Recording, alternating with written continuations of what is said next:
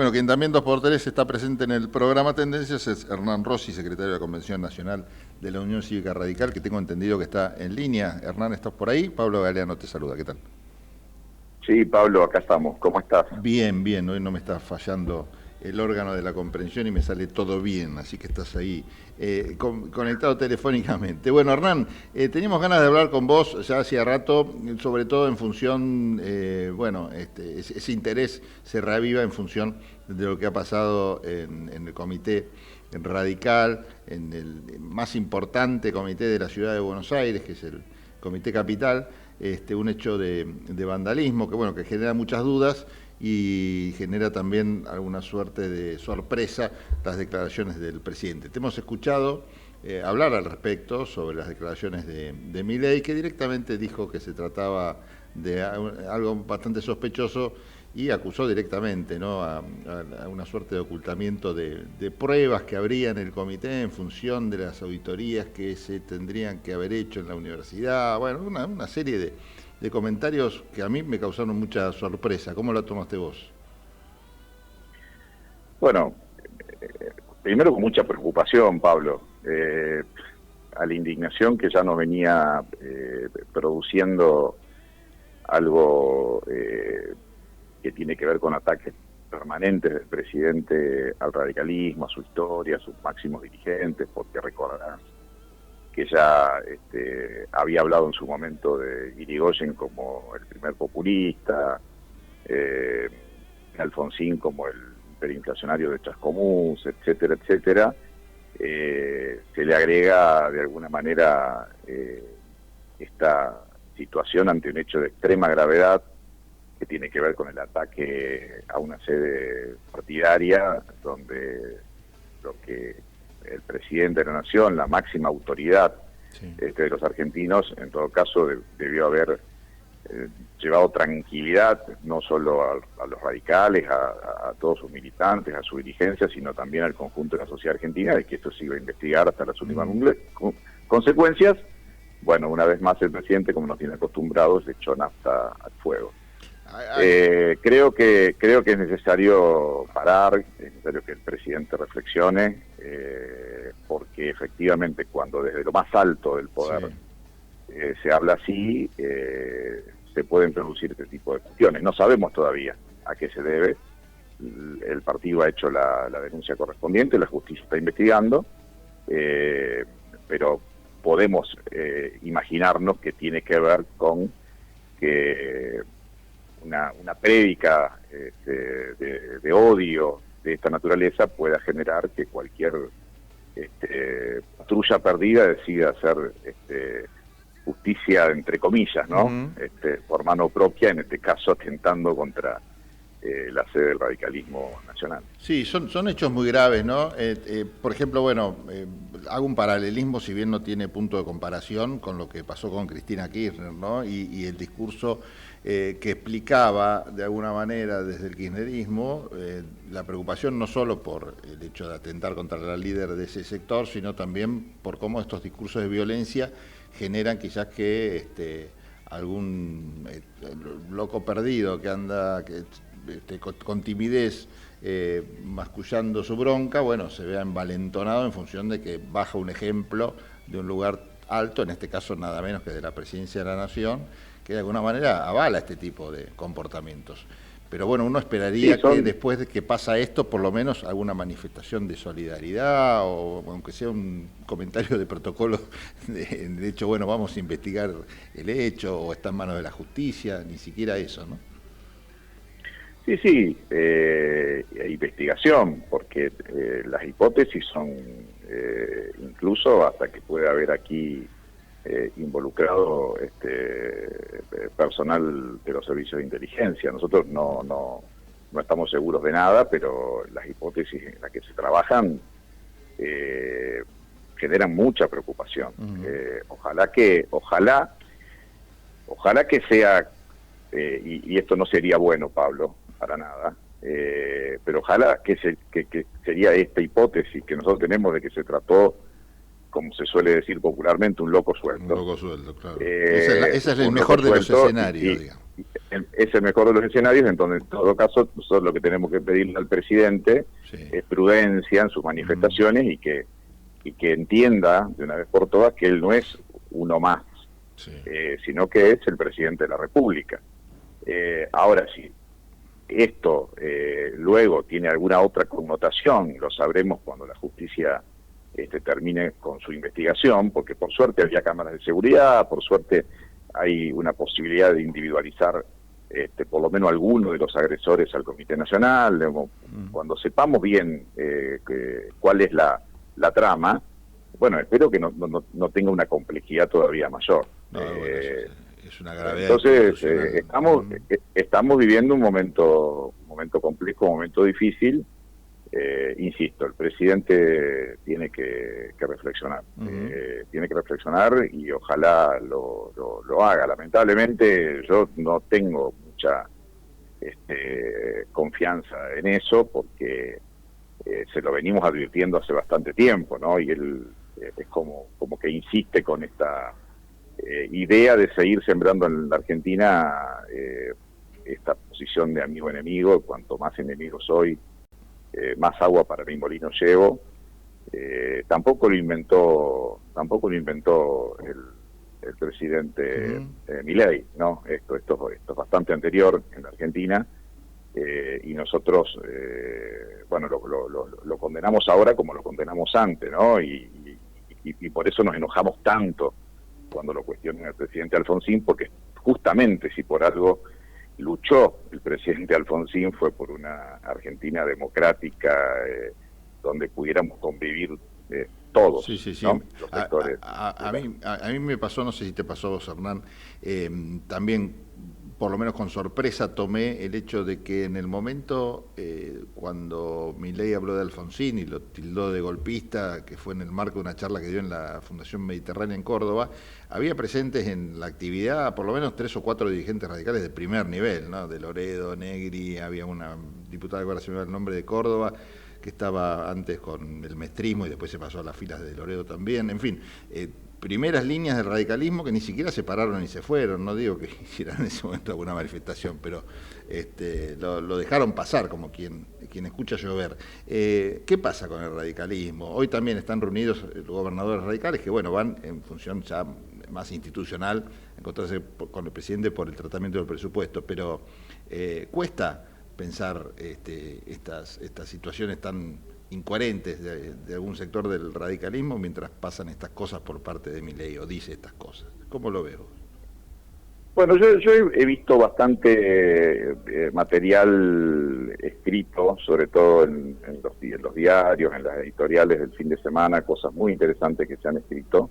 También algunos referentes políticos de la Argentina, como Fernández Mejide, por ejemplo, que habló al respecto, de cuáles serían las razones que tiene el presidente para provocar al radicalismo, y por qué el radicalismo debería responder de una manera mucho más contundente de la que lo hacen por lo menos algunos dirigentes, ¿no? Sí.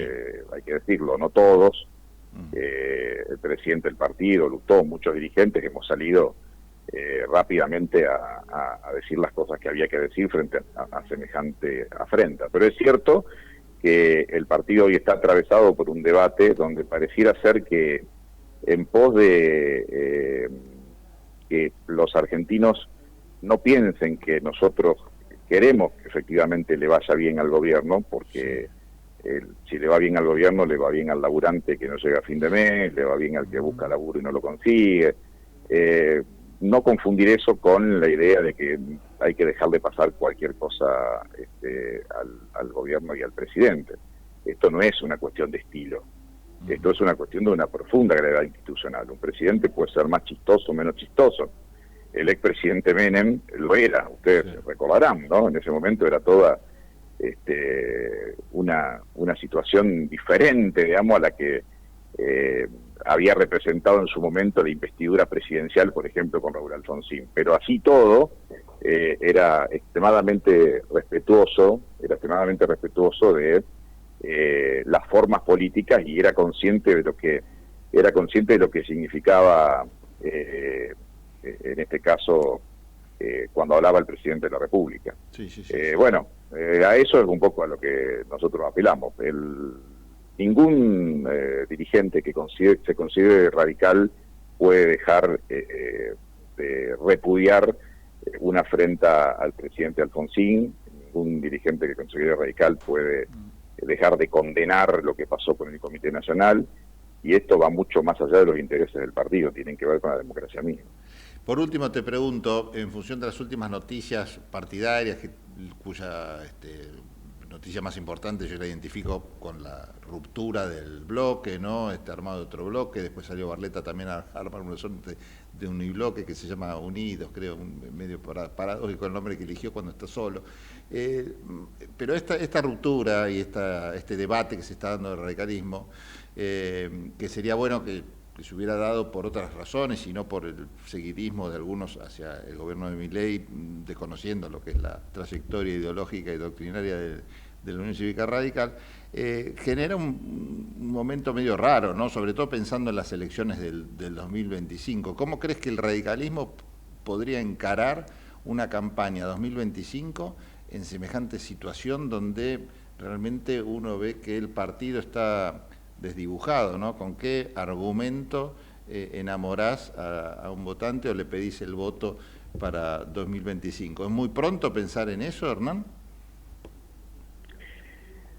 A mí me parece que el radicalismo en sus largas décadas de historia no es la primera vez que enfrenta procesos de debate profundos que tienen que ver con decidir en qué lugar va a estar parado en la bisagra histórica correspondiente, más allá de si eso es conveniente o no es conveniente en términos electorales. Creo que hoy el radicalismo está discutiendo eso. El radicalismo es un partido de ideas, la gente a nosotros nos pide eso. Yo tiendo a pensar que incluso el que no nos vota pretende que el radicalismo ocupe el lugar de la defensa de las ideas y de la coherencia ideológica. Claro, por eso mismo el reclamo, el debate, ¿no? Sí. Claro, incluso el que no nos vota, incluso el votante del presidente Milei o de la Libertad Avanza tiene derecho como ciudadano, porque yo no puedo decir, yo puedo pensar que el presidente es poco democrático, pero no puedo decir que los votantes del presidente Milei son poco democráticos.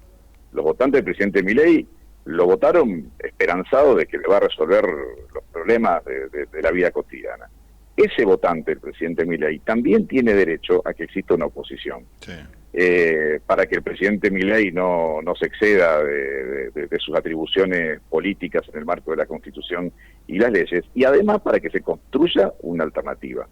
Y bueno, si el próximo proceso electoral es un proceso difícil para el radicalismo, por supuesto que yo quiero que el radicalismo tenga muchos diputados y vamos a trabajar en construir una alternativa política para que la sociedad entienda nuestro mensaje y entienda nuestro programa y nos vote. Pero aún si así no fuera, no tengo ninguna duda que tenemos que ocupar el lugar de la oposición. Cuanto más tiempo nosotros pasemos sin ser claros dónde queremos estar parados, bueno, peor nos va a ir en aquel proceso electoral futuro, digamos, inmediato del año que viene. Por eso, por suerte, tenemos instituciones funcionando, la Convención Nacional, el Comité Nacional. Estamos en un proceso de debate. Estos 12 diputados que armaron un bloque aparte, en realidad, son el primer puñado de valientes, pero en el bloque que preside el diputado de Loredo hay muchos diputados y diputadas que piensan como los que se fueron, y que tienen que integrar el verdadero bloque de la Unión Cívica Radical, que en realidad es el bloque que va a actuar en consonancia con lo que el partido decide en el marco de su democracia interna, que es su convención nacional, su programa, su política de alianza, su comité nacional. Bueno, yo creo que ese es un proceso que está en marcha. Las instituciones del partido están trabajando, van a hablar, y yo no tengo ninguna duda que el bloque de los 12 va a crecer y el otro bloque va a ir desintegrándose por el propio peso de sus contradicciones. Es importante lo que decís de las instituciones del partido, porque estás hablando de la Convención Nacional del Partido de la Unión Cívica Radical, que por la organización partidaria es la que, entre otras cosas, decide las políticas de alianzas, ¿no? Y bueno, acá hay un debate también importante porque muchas provincias están amenazando a ir junto a la Libertad Avanza en las próximas elecciones, y quizás la voluntad de la Convención Nacional sea otra, no ir juntos.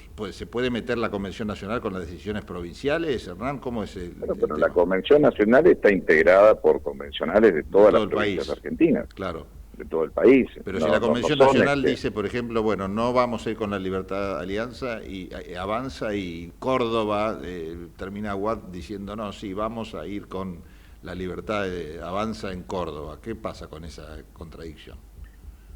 No. Nosotros somos un partido nacional. Las decisiones del Partido Nacional están por encima de las posiciones de la lapicera de un dirigente local. Pero claro, y no será la primera vez que nos pasa que un dirigente X determinado, incluso algunos con muchos votos o con pocos votos, quieran hacer alguna cuestión diferente a la que decide el partido. Pero esto pasa desde... Yo siempre cuento esto, permitime, Pablo, un poco de historia. Sí, por favor.